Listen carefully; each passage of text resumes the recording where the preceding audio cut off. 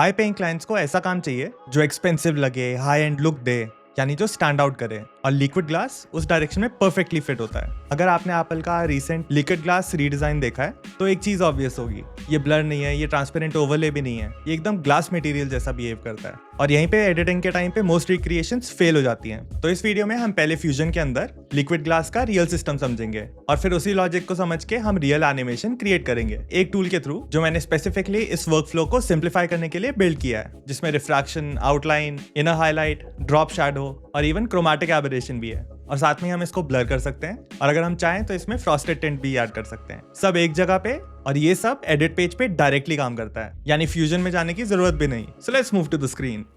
तो सबसे पहले हम फ्यूजन पेज ओपन करते हैं। यहाँ पे एक बैकग्राउंड है, ये सिर्फ एक बेस है ताकि हम यहाँ पे लिक्विड ग्लास का कोड लॉजिक समझ पाएं। सबसे पहले हम यहाँ पे shift plus space bar press करते हैं और यहाँ पे टाइप करते हैं डिस्प्लेस और इसको ऐड कर लेते हैं। और अभी ये नोड किसी भी चीज से कनेक्टेड नहीं है तो ये कुछ नहीं करेगा। तो यहाँ पे हम अपने आउटपुट को डिस्प्लेस के इनपुट में कनेक्ट कर देते हैं और डिस्प्लेस का आउटपुट हम वापस इमेज के ऊपर मर्ज कर देते हैं। इससे हमारी एक बेसिक पाइपलाइन क्रिएट हो जाएगी। अब हम यहाँ पे एक इंपॉर्टेंट चीज देखते हैं। हम यहाँ पे ये नहीं चाहते कि हमारा इफेक्ट यानी हमारा डिस्प्लेस पूरी इमेज पे अप्लाई हो, तो इसीलिए हम यहाँ पे एक रेक्टेंगल मास्क ऐड करते हैं। रेक्टेंगल को हम डिस्प्लेस के ग्रीन इनपुट में कनेक्ट कर देते हैं और इसी रेक्टेंगल को मर्ज के ब्लू इनपुट में भी कनेक्ट कर देते हैं। यानी अब जो भी हमारी रिफ्रैक्शन होगी, यानी जो भी हम इस नोड में इफेक्ट ऐड करेंगे, वो सिर्फ इसी शेप में अप्लाई होगा, मीनिंग हमारा रेक्टेंगल ही हमारी ग्लास की बाउंड्री बन जाएगा। अब हम डिस्प्लेस के कंट्रोल्स देखते हैं। सबसे पहले ऑफसेट। ऑफसेट हमारे बैकग्राउंड को स्लाइटली पोजिशनली शिफ्ट करता है, यानी इसकी पोजीशन थोड़ी शिफ्ट हो रही है। जैसे जब हम थोड़ा मैग्नीफाइंग ग्लास के साथ में देखते हैं तो हमारी चीज थोड़ी डिस्प्लेस लगती है।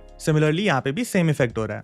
ऑफसेट डिसाइड करता है कि बैकग्राउंड कहाँ पे अपीयर होगा, यानी वो कितना जूम्ड इन होगा। नेक्स्ट है रिफ्रैक्शन स्ट्रेंथ, और इसी के थ्रू हम अपनी ग्लास लुक क्रिएट करना चालू करेंगे। रिफ्रैक्शन स्ट्रेंथ बैकग्राउंड को सिंपली मूव नहीं करता है, ये बैकग्राउंड को बेंड भी करता है और ये बेंडिंग यूनिफॉर्म नहीं होती। सेंटर रिलेटिवली थोड़ा स्टेबल रहता है, यानी फ्लैट रहता है, लेकिन हमारी शेप के एजेस के पास में डिस्टॉर्शन ज्यादा दिखती है और इसी एज बेंडिंग की वजह से ग्लास का आउटलाइन विजिबल होता है। और अगर हम इसको सिंपल लॉजिक में समझें तो ऑफसेट हमारे बैकग्राउंड को शिफ्ट करता है, बट रिफ्रैक्शन हमारे बैकग्राउंड को बेंड करता है। अगर हम सिर्फ ऑफसेट यूज करेंगे तो रिजल्ट फ्लैट लगेगा और अगर हम सिर्फ रिफ्रैक्शन यूज करेंगे तो रिजल्ट हार्श लगेगा। और जब हम इन दोनों वैल्यूज को सटल चेंज करें, यानी बहुत कम चेंज करें, तब हमारा ग्लास बिलीवेबल लगता है। बट जैसे कि अभी हम इनिशियली देख सकते हैं, हमारे रिफ्रैक्शन स्ट्रेंथ और ऑफसेट को चेंज करने से सिर्फ जूम इन और जूम आउट ही हो रहा है, तो हमें कुछ विजिबल डिफरेंस पता नहीं चल रहा है। और दैट इज बिकॉज अभी हमने स्प्रेड चेंज नहीं किया है। जैसे ही हम यहाँ पे स्प्रेड चेंज करेंगे तो हम देख सकते हैं कि हमारी रिफ्रैक्शन स्ट्रेंथ एग्जैक्टली क्या कर रही है।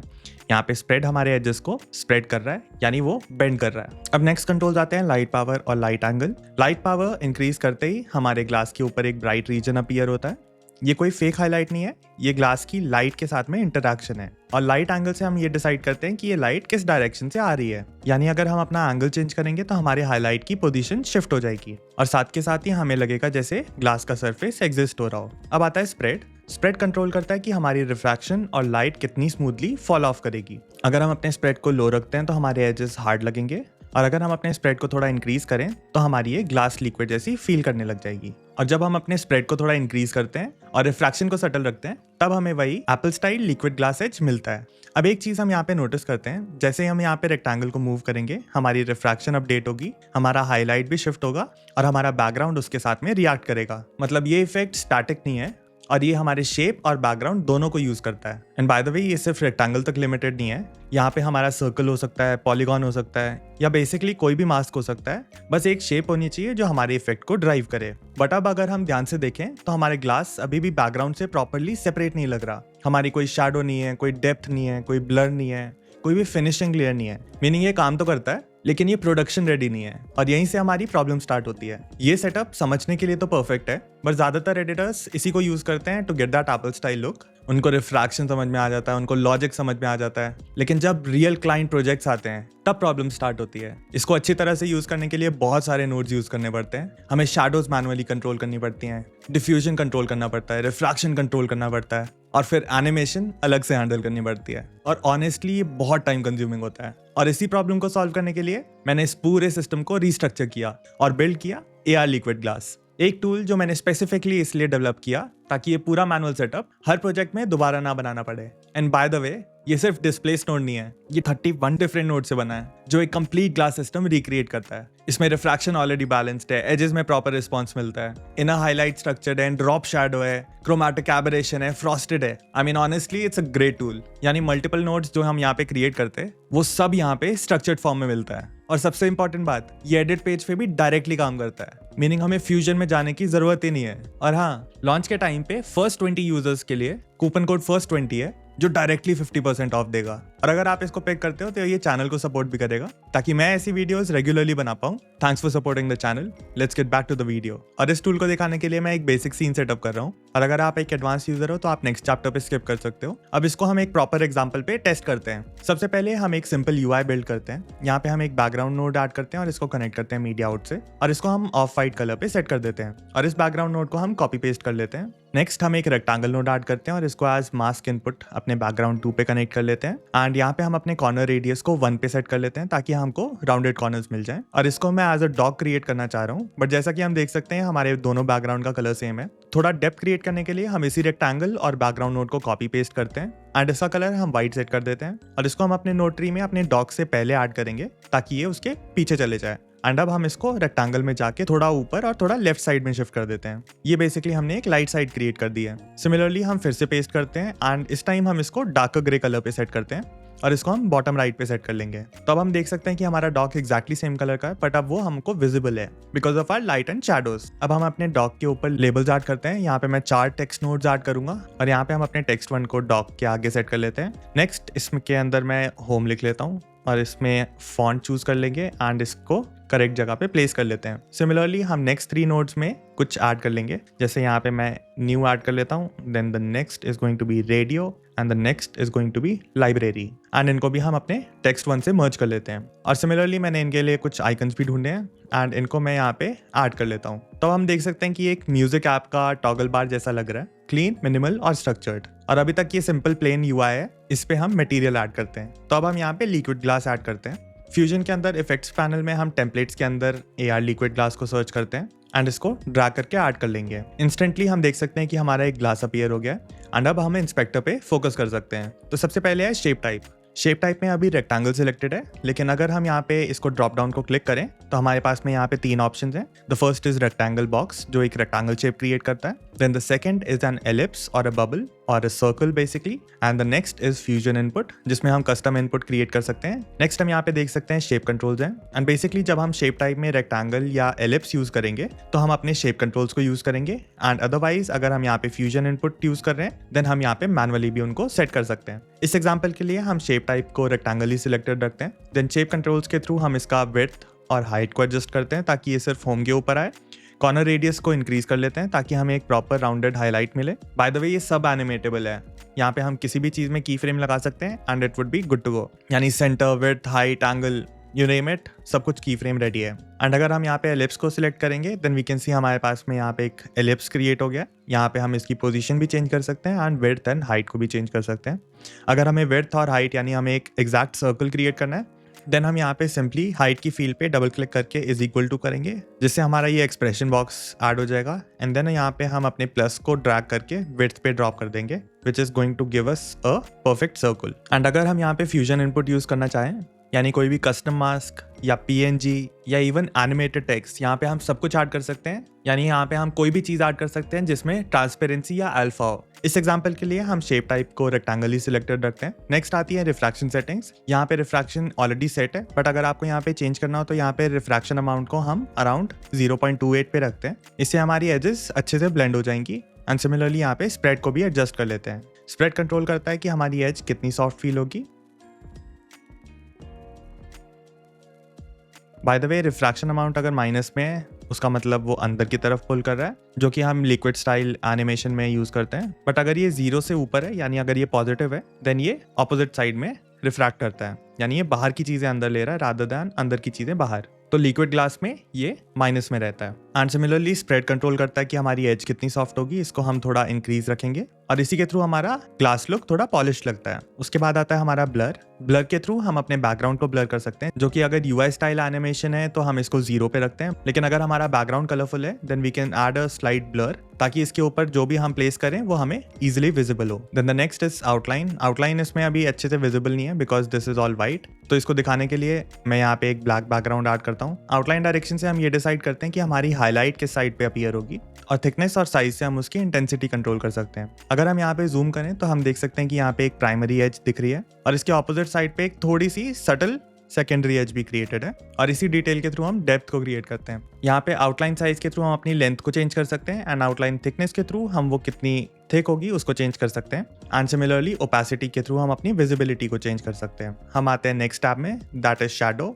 यहाँ पे हम देख सकते हैं हमारे पास में 2 शैडोज हैं, one is inner shadow and the other is drop shadow. Inner shadow surface पे लाइट इंटरेक्शन सिमुलेट करता है, और एप्पल की लुक रिक्रिएट करने के लिए इसको हम बहुत ही सटल यानी बहुत ही सॉफ्ट रखते हैं। एंड बाय द वे यहाँ पे हम इसके कलर्स भी चेंज कर सकते हैं if we want to. Then the next is drop shadow. Drop shadow हमारे बैकग्राउंड से सेपरेशन देता है, और जब हम यूआई टाइप एनिमेशंस क्रिएट कर रहे होते हैं तो हम अपनी शैडोज को बहुत ही कम रखते हैं ताकि हमारी प्रेजेंस फील होती है, लेकिन शैडो हमको डिस्ट्रैक्ट नहीं करता। एंड बाय द वे इन दोनों शैडोज के लिए हमारे पास में ऑफसेट भी हैं, जिसके थ्रू हम इनकी पोजीशन को एग्जैक्टली सेट कर सकते हैं टू आवर लाइकिंग। सॉफ्टनेस के थ्रू बेसिकली हम इसको सॉफ्ट कर रहे हैं, तो यहाँ पे मैं अपनी सॉफ्टनेस को डिफॉल्ट वैल्यूज पे रखता हूँ एंड अपने अल्फा को लाइकिंग के हिसाब से हम एडजस्ट कर लेते हैं। आई think this looks fine. And similarly हम अपनी ड्रॉप शैडो के साथ भी सिमिलरली चेंज कर सकते हैं।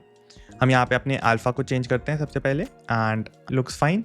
एंड अब हम यहाँ पे अपने सॉफ्टनेस को भी इंक्रीज कर लेते हैं एंड शैडो ऑफसेट के थ्रू इसकी पोजीशनिंग को भी हम सेट कर लेते हैं। अगर हम यहाँ पे शैडो ऑफसेट को डबल क्लिक करें तो ये डिफॉल्ट वैल्यूज यानी 0.5 एंड 0.5 पे आ जाएगा, मीनिंग ये किसी भी एक साइड पे नहीं आ रहा, जिसका मतलब है कि ये सेंटर्ड है और ये हमारी सारी शेप के अराउंड सेम लेवल पे रहेगा। Then the next tab is aberration, और बाय द वे इसको मैंने सबसे लास्ट में ऐड किया था। I think this looks amazing. Aberration से हमारे रेड और ब्लू चैनल स्लाइटली सेपरेट हो जाते हैं। हम अपनी स्ट्रेंथ और ओपेसिटी को चेंज कर सकते हैं। अगर हम यहाँ पे स्ट्रेंथ इंक्रीज करें तो ये डिस्टेंस इंक्रीज होते रहेगा, एंड अगर हम यहाँ पे अपनी ओपेसिटी को कम करें देन इसकी ओपेसिटी कम होगी। तो यहाँ पे हम अगर स्ट्रेंथ को इंक्रीज या डिक्रीज करें then this is how it's going to look. I think ये बहुत ही सटल होना चाहिए, ये भी बहुत ही कम होना चाहिए। So we'll just keep it somewhere around here, और फिर हम अपनी ओपेसिटी को भी थोड़ा कम कर लेते हैं। इवन दो ये बहुत ही सॉफ्ट है बट इसके थ्रू हम एक बहुत ही प्रीमियम लुक क्रिएट कर रहे हैं। तो यहाँ पे हम अपनी स्ट्रेंथ को कम रखेंगे, बस इतना कि हमारी माइक्रो डिटेल्स ऐड हो जाएं, क्योंकि अगर हम ज़्यादा इंक्रीज करेंगे तो हमारा एक ग्लिची इफेक्ट क्रिएट हो जाएगा, जो कि एक अच्छी लुक है if that is what you are going for. But अगर आप यूआई एनिमेशंस कर रहे हो then just keep it to the minimum. Then the next is our frosted tab. Frosted tab से हम टेंट ऐड कर सकते हैं, यानी हम इसका बैकग्राउंड सेट कर सकते हैं। इस एग्जाम्पल में हमें कोई ज़रूरत नहीं है, लेकिन अगर आपको कलर्ड ग्लास चाहिए तो यहाँ पे ओपेसिटी और कलर के कंट्रोल्स हमें अवेलेबल हैं। And that was the tool. तो अब आपको बेसिक समझ में आ गए इस टूल को कैसे यूज करना है। Now let's use it to create an animation. हम यहाँ पे अपने लिक्विड ग्लास को सिलेक्ट कर लेंगे, यहाँ पे हम 10th फ्रेम पे जाते हैं एंड यहाँ पे अपनी सेंटर, विड्थ एंड हाइट को की फ्रेम कर लेते हैं। देन हम यहाँ पे 17 फ्रेम में भी की फ्रेम कर लेते हैं। Similarly 20 frame and 23rd frame पे भी इसको की फ्रेम कर लेते हैं। Then let's move to 20 frame and यहाँ पे अपने विड्थ एंड हाइट को थोड़ा डिक्रीज कर लेते हैं। देन हम 17th फ्रेम पे जाते हैं एंड यहाँ पे इसको एनलार्ज कर लेते हैं थोड़ा सा ज़्यादा, और 10th फ्रेम में जाके अपनी हाइट और विड्थ को 0 कर देंगे।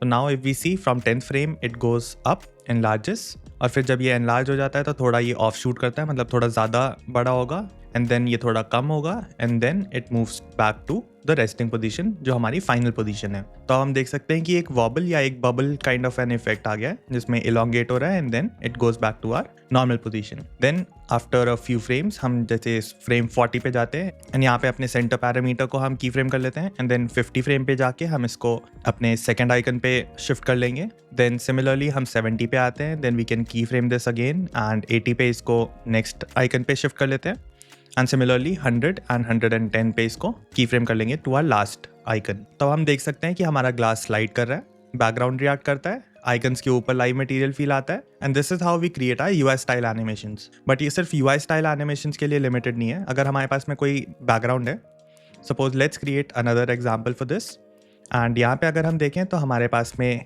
एक दूसरी एनिमेशन भी है। यहाँ पे मेरे पास में 4 अलग वीडियोस हैं और इन सबको हमने मर्ज कर लिया है 1 बाय 1, और हम देख सकते हैं कि ये सेम एनवायरनमेंट है बट डिफरेंट वेदर कंडीशंस के साथ में। तो लेट्स क्रिएट अनदर एग्जाम्पल।